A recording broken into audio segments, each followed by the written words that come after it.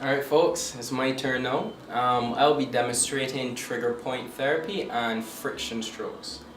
So basically these are kind of more advanced techniques where the groundwork would have been set by Stephen.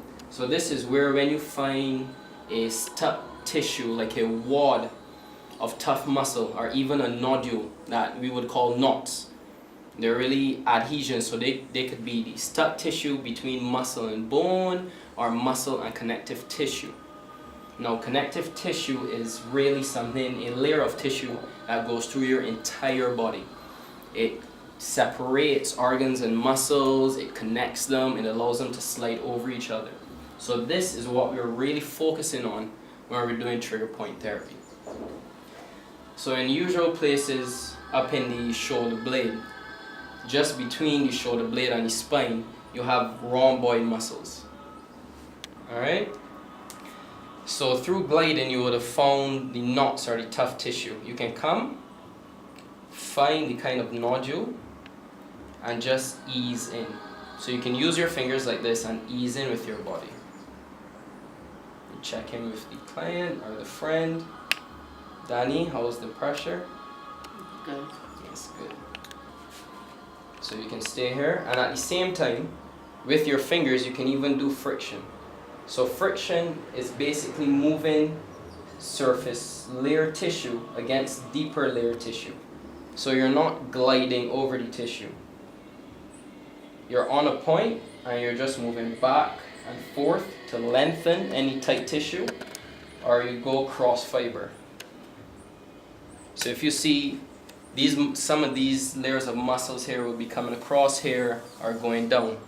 So what you will want to do, if you want to break up length muscle, you will just go across it.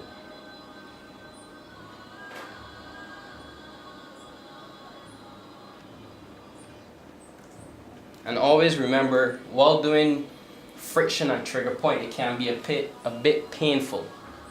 Just a bit, but it's what we call good pain, or it should be. So you want to do some gliding just to be nice to the tissues in between that kind of work. So here again, you can find a knot and go in on it. A good time is about 7 to 10 seconds.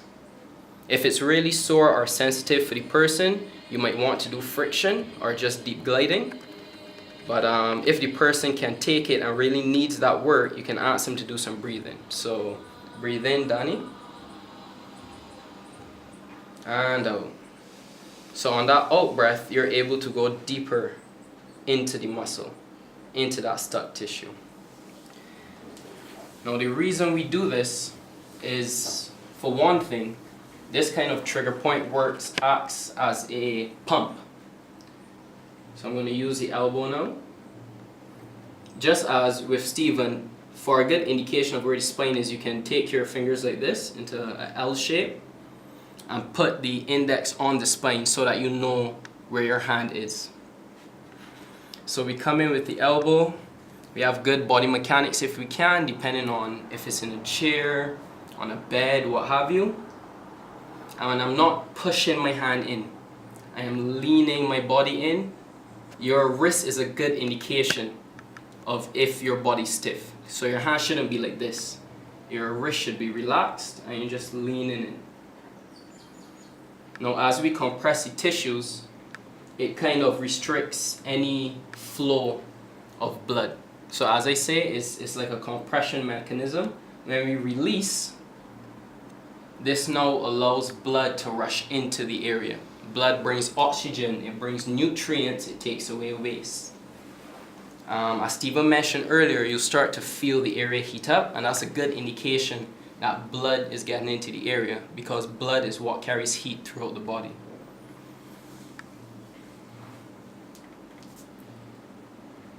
So we're coming in.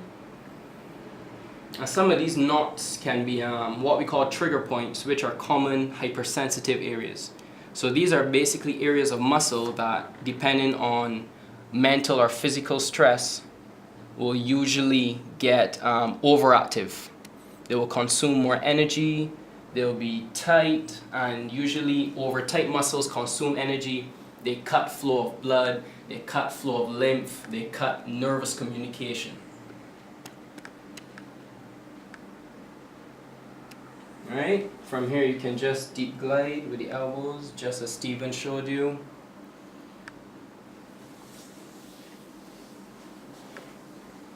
And you can really do this on many areas of the body. We're doing it on the back because the back is, it has a good amount of muscle layers and muscle depth.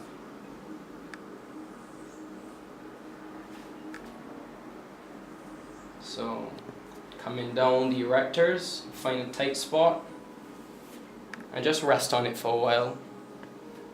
It doesn't have to be too deep, you don't have to kill the person. But it has to be enough to act as a pump, to get the blood flowing and also to reduce the tension. Oh, yuck.